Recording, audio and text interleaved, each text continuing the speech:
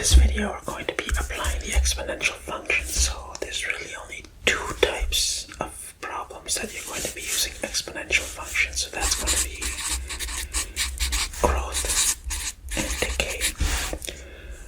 These are going to haunt you for many years to come if you choose to go into something math related and in chemistry.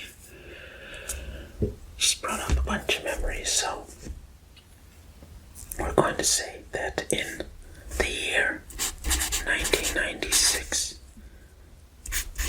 we have a population of 35,000 in a city, right? And it has an annual growth rate of 8%.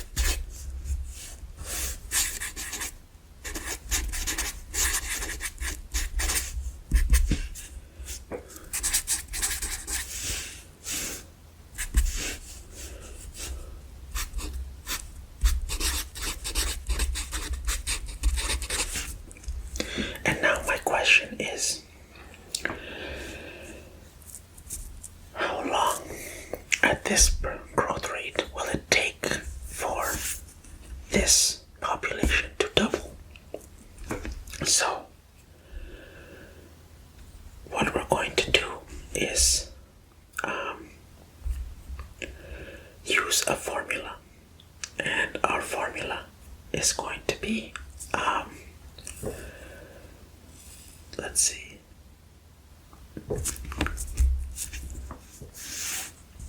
Okay, let's go with this.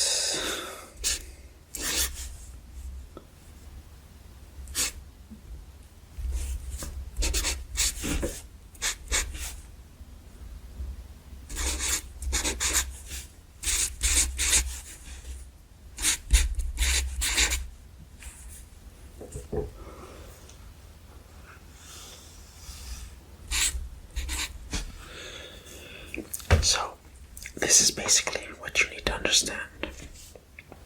This is a growth or even a decay formula. So, for the population to grow 8% from 35,000, if you were to multiply it by 1.08, that's basically giving it the 8% growth rate. You're saying that it's going to become 37,800. That's an 8% increase. And for it to go up again for 8%, you have to multiply by 1.08 again, and you'll get 40,800. So now the question is, how many times it's going to take? How many times do I have to multiply this for this value to double to 70,000? Right? So, let's see.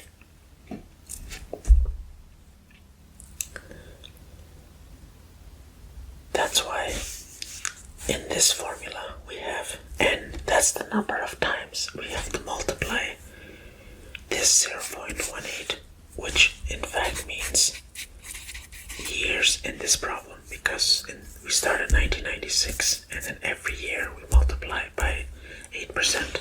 How many years it's going to take if each year is 8%? So we're going to multiply it by 1.08 n number of times, and I need to figure out what that n number of times is. But I know that my population is going to be 70,000.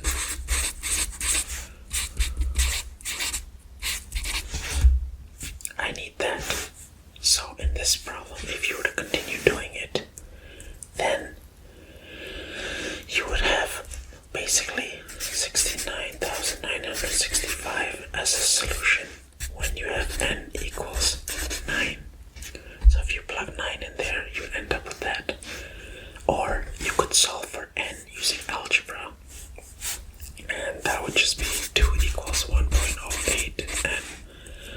And then you could solve for this, but I don't think we've covered how we're going to solve for this yet. So I might cover that in the future. Let's see. Will I don't think we've covered it yet.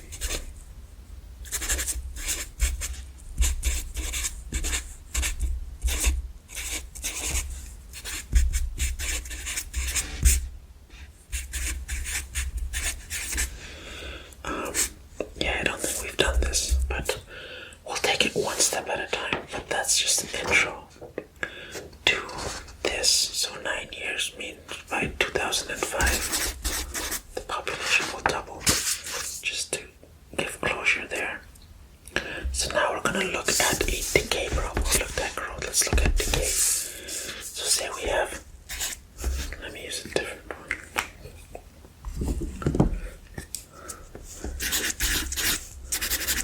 200 grams of some sort of material. Let's say it's plutonium or something. And the plutonium has a half-life of 138 days. What half-life means is that every 138 days, this will shrink by half. So after 138 days, this will become 100, then 50, then 25, and so on, every 138 days. So now we're gonna model this the exact same way. The mass that's left over based on our time that has passed by is our original amount, 200 times half, because that's what our exponent is going to be in the last one. We were growing by 1.08 here. We're decaying by 1.08.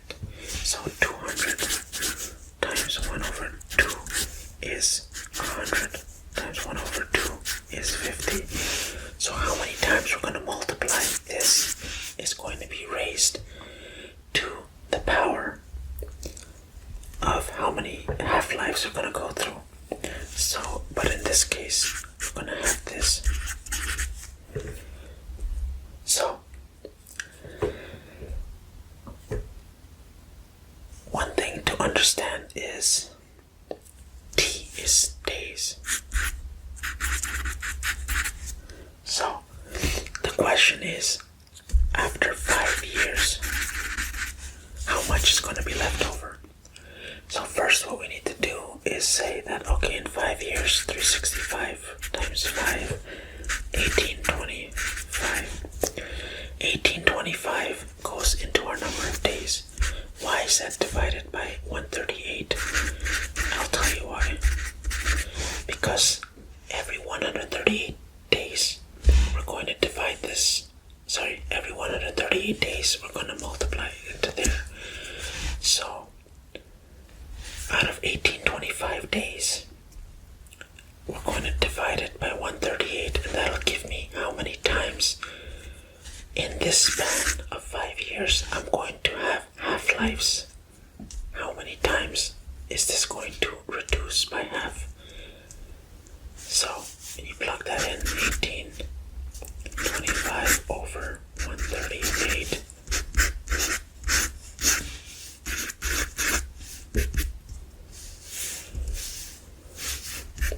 Then you're left with, if you punch this part into a calculator, you actually get like 0.000104, which means you're only left with 0.021 grams left.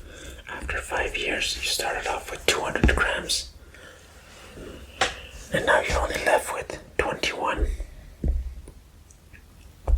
So, another question here could be, instead of finding out how much is left in 5 years, I could ask you,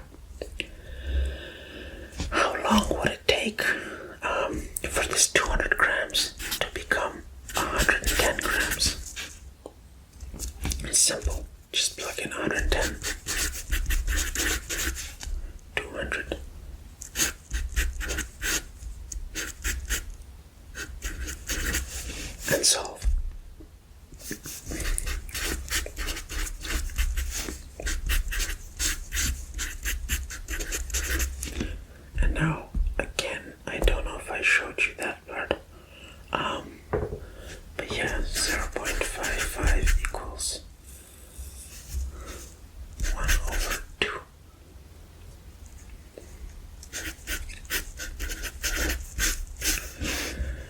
and then we can solve from here. But I would not. Well, we'll circle back to this method here. That is, in a future video, we're gonna have to go over logs and the logarithmic stuffs. But I think, as an intro to growth and decay, this is a good place to stop. But yeah, this has been applying exponential functions. Yeah, don't worry, we'll get into the stuff on how to solve for exponents on the other side. But until then, that's all for this one, and I shall see you in the next one.